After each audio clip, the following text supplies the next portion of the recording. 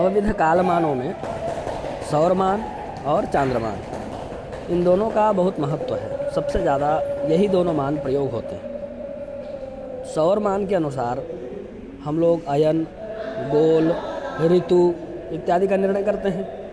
वर्ष की भी जो गणना होती है, जो हम वर्षमान कहते हैं, किसी की आयु बताते हैं कि इतने वर्ष है, तो सौरमान के आधार पर ही होता है। वेदों में भी कहते हैं जीवे में शरदा शतम, तो वहाँ जीवे में शरदा शतम 100 साल जिए, किस मान के आधार पर जिए, वहाँ पर वो सौरमान ही है। हमारे भारतवर्ष के सनातन धर्म की ऐसी परंपरा है कि हम ऐसा मिलान करके चलते हैं कि सौरमान और चांद्रमान दोनों साथ साथ चलें, क्योंकि ज्योतिष शास्त्र सूर्य को राजा और चंद्रमा को रानी की संज्ञा देता है। इस प्रकार दोनों साथ साथ चलें तो अच्छा है, इसलिए 6 मास, अधिमास इत्यादि की व्यवस्था करके इन दोनों को साथ साथ लेकर के चलने की परंपरा है, जिस कारण से कभी भी चांद्रमान सौरमान से बहुत ज़्यादा पीछे नहीं होता है। दोनों लगभग आसपास ही रहते हैं, तो इनमें बहुत ज़्यादा दिनों का अंतर नहीं आता है। जैसे ही तीसरे वर्ष में 33 दिनों के आसपास का अंतर आता है, हम अधिमास कर लेते हैं, और इसी प्रकार आगे 19 वर्षों में या 141 वर्षों में जब 6 मास होता है तो फिर से 2 अधिमास करके उसको संतुलित कर लेते हैं। इस कारण से ये दोनों लगभग हमारे साथ साथ चलते हैं। अब इन दोनों का महत्व, धार्मिक महत्व दोनों अपने अपने स्थान पर बहुत ज़्यादा है। मुहूर्त चिंतामणि में यह बात आती है कि विवाह में और यज्ञोपवीत में, विवाह, यज्ञोपवीत इत्यादि कर्मों में, गृह प्रवेश में भी, और जो गृह निर्माण के लिए, गृहारंभ के लिए नियम इत्यादि खनन करते हैं, उन सब में सूर्य का बड़ा महत्व है, सौरमान का बहुत महत्व है। उसके आधार पर ही देखा जाता है। यही कारण है कि जब खरमास होता है, एक खरमास दिसंबर के आसपास होगा, जो चांद्रमान के हिसाब से लगभग पौष महीने में होता है, तो जब सूर्य गुरु की राशि में अर्थात मीन राशि में या धनु राशि में होता है, तब हम खरमास मानते हैं और उस महीने में कोई भी शुभ कर्म नहीं करते। कोई भी शुभ कर्म में आप देखेंगे तो मुख्य रूप से यज्ञोपवीत, विवाह, गृह निर्माण, यही सब कार्य वर्जित होते हैं खरमास में।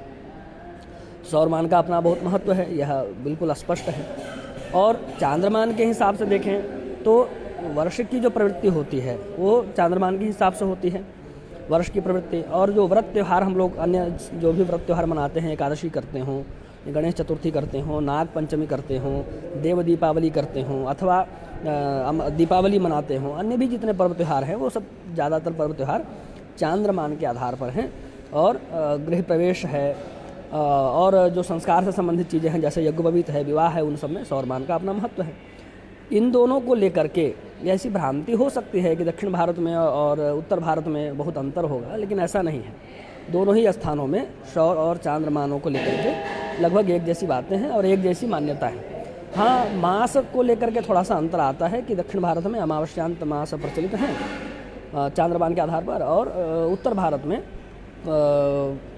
पूर्णिमांत मास प्रचलित हैं चांद्रमास वाले। तो इन दोनों का अपना अपना महत्व है, अपनी अपनी क्रियाएं हैं, और इन दोनों के आधार पर अलग अलग चीज़ों का निर्णय होता है। ज्योतिष शास्त्र में दोनों बिल्कुल वर्गीकृत हैं, दोनों का वर्गीकरण बहुत अच्छे से किया गया है।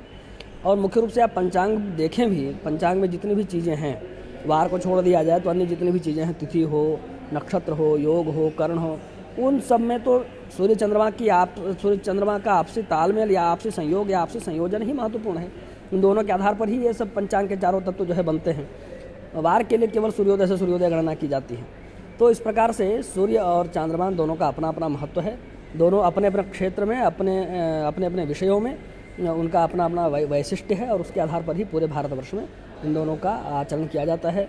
और इन दोनों के आधार पर हमारे सभी जो संस्कार कर्म हैं, हमारे जो धार्मिक कृत्य हैं, धर्मशास्त्रीय जो भी हम अनुष्ठान करते हैं, वो सभी इन दोनों के आधार पर किए जाते हैं।